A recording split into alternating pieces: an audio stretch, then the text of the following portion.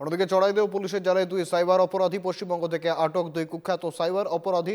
ধৃতরা হলেন পশ্চিমবঙ্গের ইসলামপুরের বাসিন্দা মোহাম্মদ সিদ্দিকুল হোসেন এবং আব্দুল ওয়াহিদ। জানা গিয়েছে সাইবার অপরাধীরা এক দম্পতির ব্যাংক অ্যাকাউন্ট থেকে মোট 7,93,000 টাকা হাতিয়ে নেয়। কাকতিবাড়ি পাহুচুঙ্গির বাসিন্দা সনদ গগৈয়ের স্ত্রীর 2টি ব্যাংক অ্যাকাউন্ট থেকে এই বিপুল পরিমাণ অর্থ লুট করে তারা। অভিযোগ পাওয়ার পরেই চড়াইদেও পুলিশের তদন্ত, ধৃতদের জিজ্ঞাসাবাদ চালাচ্ছে চড়াইদেও পুলিশ।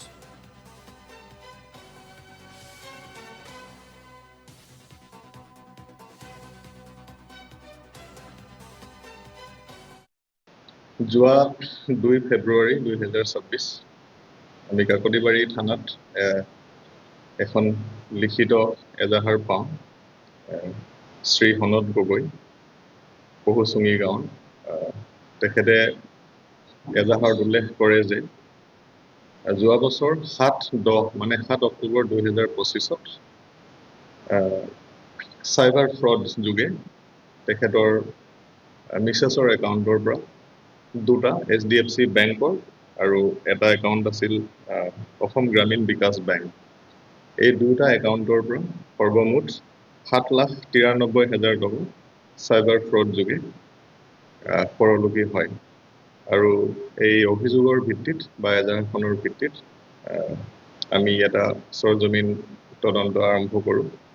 আৰু এই তদন্তত আমি জানিবলৈ পাৰোঁ যে দুষ্কৃতিকাৰীয়ে লোকেশ্যনটো মানে টেকনিকেল সাৰ্ভেইলেন্সত আমি জানিব পাৰিলোঁ যে ৱেষ্ট বেংগলৰ এঠাইত আছে।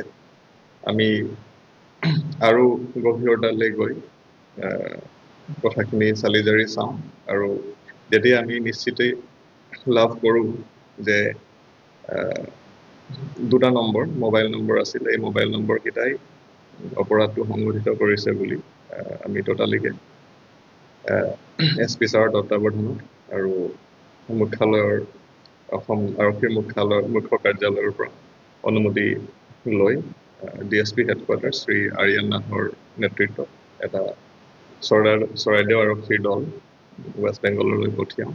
আৰু ৱেষ্ট বেংগল আৰক্ষী মানে ইছলামপুৰ জিলাৰ আৰক্ষীৰ সহযোগত ক্ৰমে মোহাম্মদ সিদ্দিকুল হুছেইন আৰু আব্দুল ৱাহিদ নামৰ 2জন অভিযুক্তক কৰায়ত্ব কৰি গ্ৰেপ্তাৰ কৰি অসমলৈ আনিবলৈ সক্ষম হয়।